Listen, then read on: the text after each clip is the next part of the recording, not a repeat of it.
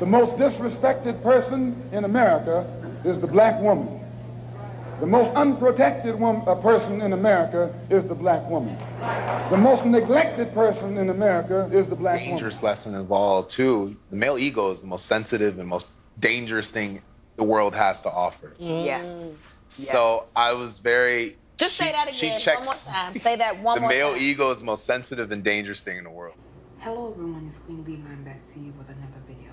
This video is an update in the Dr. Cameisha Clark story. Before I begin, I would like to extend my continued condolences and support to the family and loved ones at this time as you are grieving the loss of Dr. Clark. It has been reported that her family is now suing her workplace, Spartan College of Aeronautics and Technology in Inglewood, California. As previously reported, Dr. Clark was touched on the college campus on May 2nd, 2025 by a security guard on campus, Jesse Figagra, and was later unalived days later. Another staff member, described by officials as an admissions assistant, was also touched in the shooting. The suspect, Jesse Figagra, was arrested and charged in the shooting. He was working security at the college where Dr. Cameisha Clark was the dean.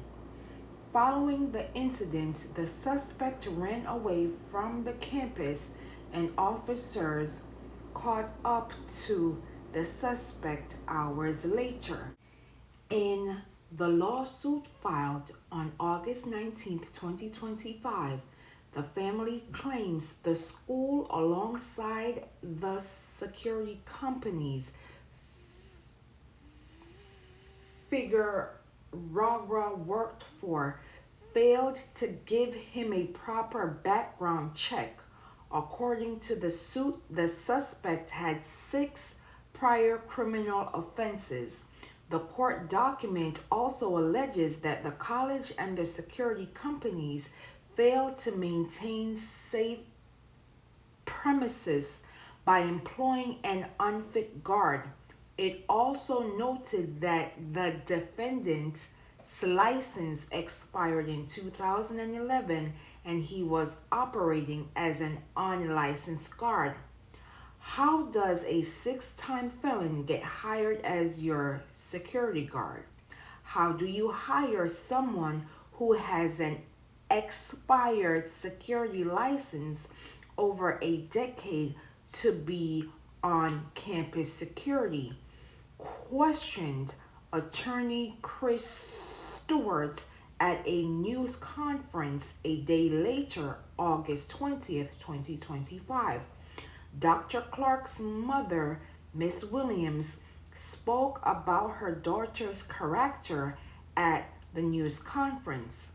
Today, we stand here with broken hearts as we honor the life of Dr. Cameisha Clark. Cameisha Clark was a bright light, a healer, a mentor, and a woman who gave so much of herself to others, Miss Williams stated. Miss Williams would go on to state that education was her passion and she deserves justice. Dr. Clark's funeral was held on May 27th, 2025 in Atlanta, Georgia. A scholarship was created in her honor at Clark Atlanta University. The lawsuit also claims that Spartan College, the suspect, and the security company are responsible as they engaged in negligent hiring, negligent security, wrongful unaliving, premises liability, and negligent infliction. Instead, they ignored warning signs. They skipped the basic checks that would have revealed his past, and they looked the other way. That failure put a dangerous man in a position of trust, and unfortunately, Dr. Clark had to pay with her life. This is not just negligence, this is betrayal, according to Diggs. Diggs added that the lawsuit was filed to hold the institution and security companies accountable, placing human life over convenience and negligence. The lawsuit calls for a jury trial, damages for wrongful unaliving, funeral costs, and punitive damages, claiming the defendants showed a conscious disregard for safety. If convicted, the suspect faces a maximum sentence of life in state prison. Now you will watch this brief news clip and I will be back with my commentary. More than 3 months after Clark Atlanta University alum Dr. Cameisha Clark was allegedly shot and killed by her coworker. 11 Alive's Chase Howell heard from Clark's mother and her attorneys on how they believe the 37-year-old could have been spared. Dr. Cameisha Clark was a proud AKA, and her love for academia and her students brought her to Los Angeles, where she became Dean of Spartan College of Aeronautics and Technology in Inglewood, California. Her passion, her kindness, and her love for people were unmatched. In May, Clark was shot on Spartan's campus. The alleged gunman, Jesse Figueroa, who worked security at the college. This is not just negligence, this is betrayal. Miss Williams lost her child, her daughter. No mother should have to bury their children. On Wednesday, Clark's family, along with their lawyers, announced they were suing the school and the security companies Figueroa worked for. Why? Because they say a proper background check on Figueroa was never done. How does a six-time felon get hired as your security guard? How do you hire someone who has an expired security license of over a decade to be your on-campus security? The end goal, the attorneys say, is justice for Dr. Clark and her family. Reporting, Chase Howell, 11 Alive News. We did reach out to Spartan for a statement about the lawsuit, but we have not heard back. Again, condolences to the Clark family as you are grieving the loss of your loved one. I can't even begin to imagine the pain that you are currently feeling in your grieving process. This unfortunate incident, as pointed out in the lawsuit, proved grave oversight, grave negligence on the school, the security company, and the defendant in this case.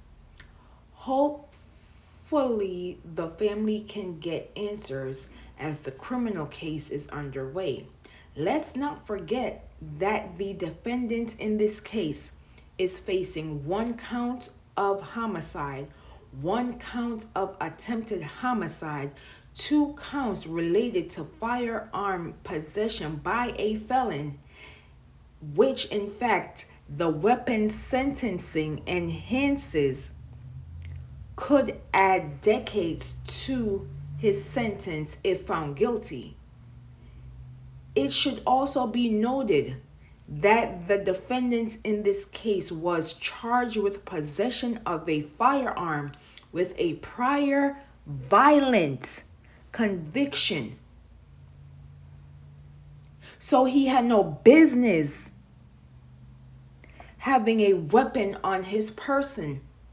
And the fact that the Clark family found out that the defendant in this case had 6 felony charges and an expired license, making him a walking liability and danger to the students and staff, in which he would ultimately unalive Dr. Cameisha Clark and injuring an assistant at this institution, which makes me wonder, due to the findings within this lawsuit, is Spartan College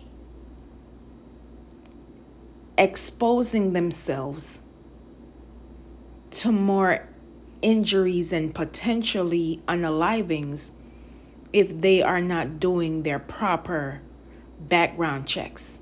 And will the security company who hired the defendant admit that they did not do their due diligence in the hiring process? Now you will watch this brief flashback, and I will be back with my final commentary. I have several questions. This suspect, this monster, is already a felon, right? So why would Spartan College not do a thorough background, meaning that he had no business having a weapon on his person at all? So where did he get this weapon from? Was it from the college, or was it from the security company? Because whomever hired him did not do their due diligence. Had they done their research, they would have known that he's a felon and he's not supposed to have weapons on his person. Now, I am not against persons having a second chance. I am not that type of person.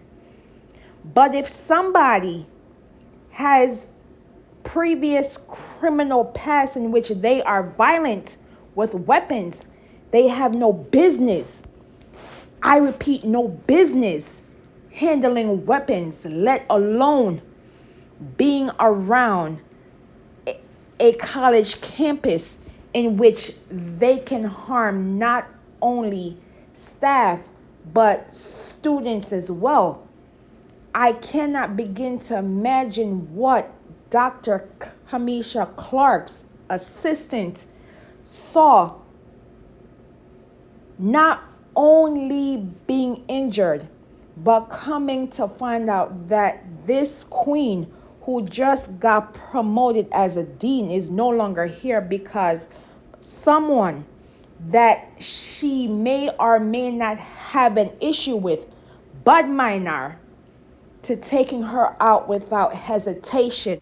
Unfortunately, this is what happens when institutions and companies are playing dangerous games with persons' lives. Thoughts and prayers cannot bring back Dr. Cameisha Clark. She should be here today living her best life, continuing the work of inspiring and mentoring the next generation. This is more than gross negligence. This is a betrayal to the staff and students.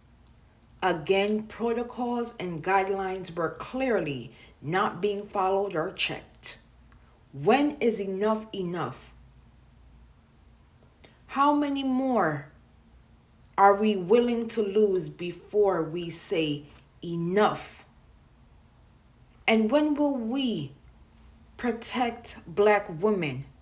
It's something that we should be actively doing in our daily lives. I've come to the conclusion, it doesn't matter what you're doing as a Black person, someone is always watching you. Even when we are not the issue, they find a way to make us the issue and find a way to harm us in the process. And then act as if we're the problem for the mere fact that we are simply existing. In the words of D.L. Hughley, comedian, actor, radio host, the most dangerous place for black people to live is in white people's imagination. Say their names, known and unknown. Protect black women.